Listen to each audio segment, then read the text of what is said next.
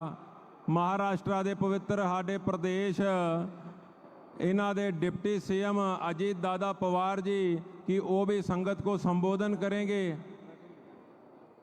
मला नायक साहेब सांगत आहोत की मराठीमध्ये काही तर बोला। माननीय उपमुख्यमंत्री अजीत दादा पवार या महाराष्ट्राचे दादा हे आता आपला संबोधन करणार। वाहेगुरु जी का खालसा, वाहेगुरु जी की फतेह। बोले सो निहाल, सत श्री अकाल। वाहेगुरु जी का खालसा, वाहेगुरु जी की फतेह। ये हिंद की चादर के कार्यक्रम में उपस्थित महाराष्ट्र के लोकप्रिय मुख्यमंत्री देवेंद्र जी फडणवीस, जत्थेदार बाबा कुलवंत सिंह जी, संत बाबा बलविंदर सिंह जी, संत बाबा बलबीर सिंह जी, संत बाबा हरनाम सिंह जी, आंध्र प्रदेश के उप मुख्यमंत्री श्रीमान पवन कल्याण सिंह जी, मंत्रिमंडळातील आमचे सहकारी पंकजाताई मुंडे, गिरीशजी महाजन, अतुल सावे, बाबासाहेब पाटील, प्रदेशाध्यक्ष भाजपचे रवींद्र चव्हाण जी, खासदार अशोकराव चव्हाण, प्रतापराव चिखलीकर, अनेक खासदार आमदार उपस्थित आहेत। ते सर्व उपस्थित मान्यवर, तसंच विजय सतबीर सिंह जी, दिल्लीचे कॅबिनेट मिनिस्टर मंजिंदर सिंह जी सिरसा, सर्व बंजारा, शीख, शिकलकरी, मोयाल, सिंधी, वाल्मिकी, लुबाना, उदासीन, वारकरी संप्रदाय या सर्व समाजाचे सन्माननीय अध्यक्ष, सन्माननीय सचिव, उपस्थित सर्व संत, महिला भगिनी, अधिकारी, पत्रकार मित्र, जमलेल्या बंधू भगिनींनो आणि माझ्या तरुण मित्रांनो, 17वीं शताब्दी में पत्रकार मित्र, तत्कालीन मुगल शासकों के अत्याचार के विरुद्ध बंधु भगिनींनो और माझ्या तरुण आवाज उठाकर धर्म की शताब्दी में मानव मित्र के तत्कालीन मुगल बलिदान के अत्याचार के विरुद्ध बंधु भगिनींनो और माझ्या तरुण आवाजमिता की रक्षा की।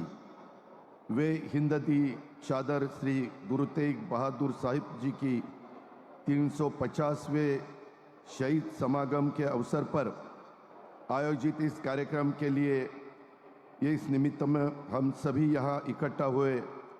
श्री गुरु तेग बहादुर साहब जी का गौरवशाली इतिहास, उनके द्वारा की गई सांस्कृतिक और आध्यात्मिक अस्मिता की रक्षा तथा उसके लिए दिया गया बलिदान का स्मरण हो, यही इस कार्यक्रम का उदात्त उद्देश्य है।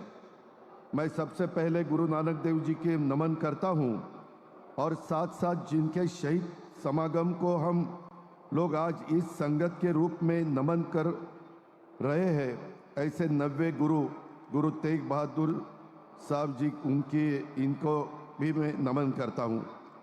श्री गुरु तेग बहादुर जी की सिख धर्म के 90 गुरु थे। उन्होंने प्रार्थना, परोपकार, सेवा, सादगी और दूसरों की सेवा को महत्व देने और निर्भीकता का प्रचार किया। उनके प्रवचन और भजन गुरु ग्रंथ साहिब में शामिल है। उनके बलिदान से पूरे भारत में तथा सिख धर्म में शौर्य, त्याग और परंपरा और अधिक मजबूत हुई है। यह एक महत्वपूर्ण बात है। यहाँ पर मुझे मालूम है करीबन जो लोग मौजूद है उसमें से 80% लोग मराठी भाषा जानते हैं, तो इसीलिए मैं अब थोड़ा मराठी भाषा में अपनी बात रखना चाहता हूँ। श्री गुरु तेग बहादुर साहिब जी यांचं बलिदान केवळ धर्मासाठी नव्हतं, तर ते सर्व मानवी सांस्कृतिक वारशाच्या रक्षणासाठी होतं। त्यांच्यासाठी धर्म हा सांस्कृतिक मूल्याचा आणि जीवनशैलीचा एक आदर्श होता। म्हणूनच धर्माच्या खऱ्या शाश्वत मूल्यांच्यासाठी त्यांनी दिलेलं बलिदान हे अनेक अर्थांनी महत्त्वाचं आहे। जुलमी शासनाच्या, विचार स्वातंत्र्याच्या, धर्मविरोधी दमनकारी धोरणांविरुद्ध गुरु तेग बहादुर सिंह जी यांचं बलिदान एक अभूतपूर्व ऐतिहासिक घटना होती। त्यांच्या निर्भय आचरणाचं, धार्मिक आणि नैतिक दृढतेचं ते सर्वोच्च उदाहरण आपल्याला देता येईल। गुरु गोविंद सिंह यांनी त्यांच्या विचित्र नाटक या नाटकात श्री गुरु तेग बहादूरजींचे यांच्या अतुलनीय बलिदानाबद्दल सविस्तर वर्णन केलेलं आपण सगळ्यांनी पाहिलेलं आहे. त्यामध्ये धर्म तत्वज्ञान जनतेपर्यंत नेण्यासाठी आणि जनकल्याणाच्या कामासाठी श्री गुरु तेग बहादूर सिंग साहेबजी यांनी भारतातील विविध ठिकाणी प्रवास करून लोकांच्या आध्यात्मिक, सामाजिक आणि आर्थिक उन्नतीसाठी रचनात्मक कार्य केलेलं आहे. त्यांनी धर्माच्या खऱ्या प्रसाराबरोबरच प्रचलित सामाजिक रीतिरिवाजांवर, विशेषतः अंधश्रद्धांवर तीव्र प्रहार करून जनकल्याणासाठी नवीन साधे सोपे आदर्श स्थापित केलेत. याचबरोबर प्राणीसेवा, दान धर्मासाठी विहीर खोदणं, धर्मशाळा बांधणं इत्यादी सार्वजनिक कल्याणकारी कामं देखील त्यांनी केलेली आहेत. पंतप्रधान श्री नरेंद्र मोदीजी यांच्या पुढाकाराने देशातील अनेक राज्यांच्या शालेय पाठ्यपुस्तकात श्री गुरु तेग बहादूर साहेबजी यांचं बलिदान आणि 4 साहबजादे यांच्या वीर बलिदानाचा इतिहास शालेय विद्यार्थ्यांना शिकवण्यात येणार आहे. ही गोष्ट शीख धर्मियांच्यासाठी आणि गुरु नानक नामलेवा संगतसाठी सन्मानाची ठरेल यात शंका नाही. भारतीय सांस्कृतिक व आध्यात्मिक परंपरा ही अनेक संत, गुरु आणि विचारवंतांच्या योगदानातून समृद्ध झालेली आहे आणि या परंपरेत वारकरी संप्रदायाचं अग्रणी संत नामदेव महाराज आणि शीख धर्माचे 9वे गुरु श्री गुरु तेग बहादूर साहिबजी हे 2 युगपुरुष वेगवेगळ्या काळात जन्मले.